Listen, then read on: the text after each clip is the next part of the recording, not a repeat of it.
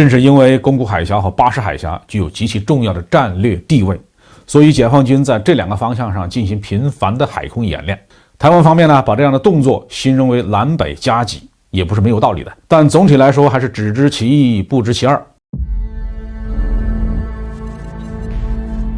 各位网友大家好，欢迎来到包明说。这期话题我们说一说解放军对台湾搞南北夹击吗？其实呢，南攻北守可能更合适。根据台湾军方的消息10月31号，解放军在台岛的南北方向同时组织航空兵的演练，其中一架运8反潜机、6架歼6、一架空警500组成的机群进入台湾岛西南空域进行演练。同时，一架运8反潜机自台湾西南空域一路绕行到台湾东南空域。同一天，日本防卫省宣布，3架解放军的军机通过宫古海峡空域从东海海域上空进入了太平洋空域，并且还出现在了台湾的东北部。台湾岛内有人惊呼这是要对台湾搞南北夹击台湾呢孤悬海外，四面都是大海，对台湾采取行动有东南西北4个大致的方向。解放军要是选择最短的路径，那就是从福建的沿海出发，直接攻击台湾的各种预定的目标。当然了，任何一场军事行动都不可能采取这种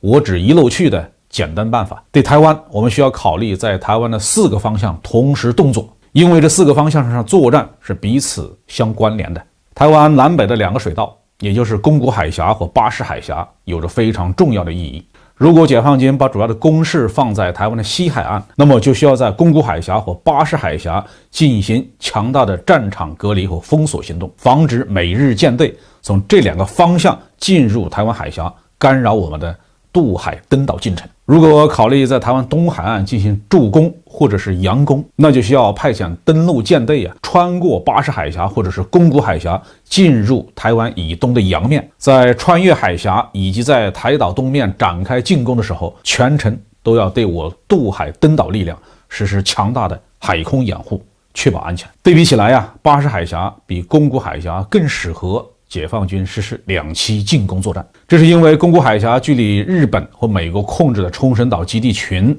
比较近，在琉球群岛最南端的石垣岛上，日本自卫队还有一定的军事部署。虽然加手纳基地到台湾基隆有600多公里，但美日方面的力量投送还是比较方便的。巴士海峡的情况就大不相同了，这个地方的水域比较开阔，附近没有美日重兵驻扎，就算是美军重返菲律宾，想从菲律宾本岛接近巴士海峡也没有合适的出发基地。美国在菲律宾的苏比克和克拉克2个海空基地那已经废弃多年了，现在是没有条件支撑一场规模性的海空战役的。所以说呢，台湾西南方向就是美国在第一岛链上力量部署的一个弱点。如果解放军要发动对台湾的侧翼进攻，那么台湾岛的西南方向，也就是高雄方向，会是一个比较好的选择。美国和日本对此也是心知肚明，因此巴士海峡是美国的航空母舰战斗群以及它的核潜艇活动的重要区域。美国航母战斗群经常通过巴士海峡进出中国南海，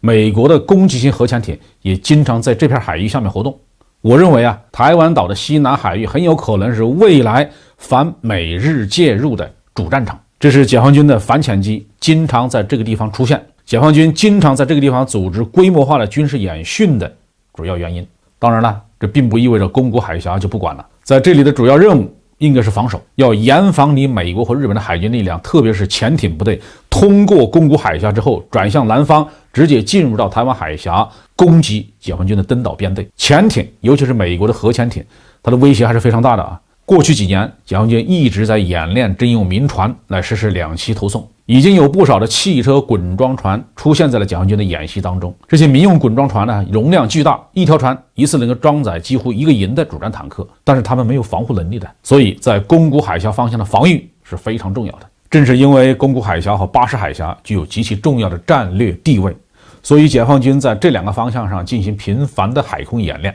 台湾方面把这样的动作形容为南北夹击，也不是没有道理的，但总体来说还是只知其一，不知其二。台湾方面的重点目标大都在西海岸，直面解放军快捷高效的火力打击是无处可逃，这是台军的死阵，无药可救。至于将来解放军怎么同台军玩，主攻方向选在哪里，那台独分子们好好的猜去吧。好，这期话题就说到这里。